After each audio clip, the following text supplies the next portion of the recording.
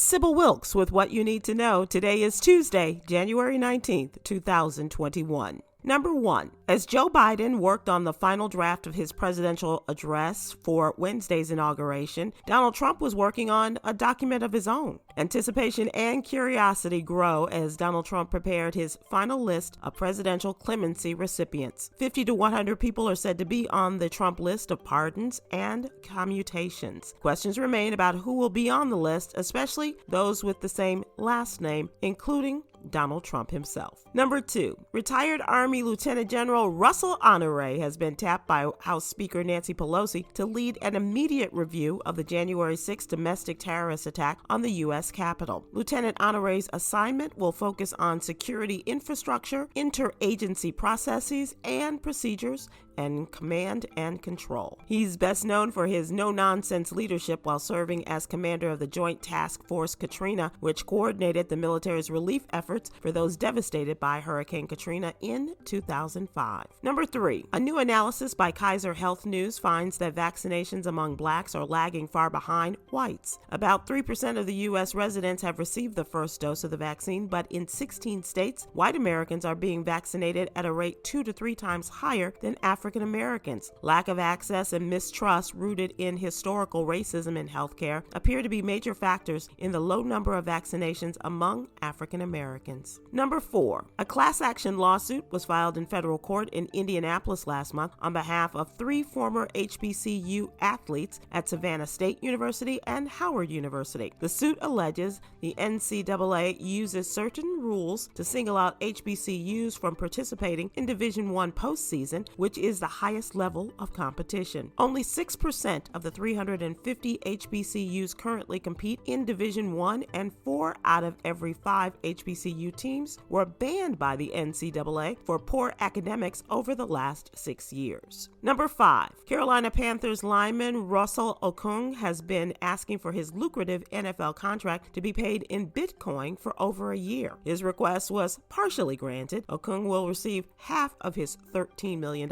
salary in Bitcoin, which is trading at more than $32,000. Honoré, who is the Panthers' highest paid player this season, feels empowered by the opportunity. And here's your daily inspiration from Yogi's Jewels, this from Dr. Martin Luther King Jr. We must build dikes of courage to hold back the flood of fear. Join me today live on YouTube and Facebook at 7 p.m. Eastern, 6 p.m. Central with J. Anthony Brown as we discuss today's top headlines and more. Please visit SybilWilkes.com to subscribe to my free daily newsletter. Be informed, be empowered.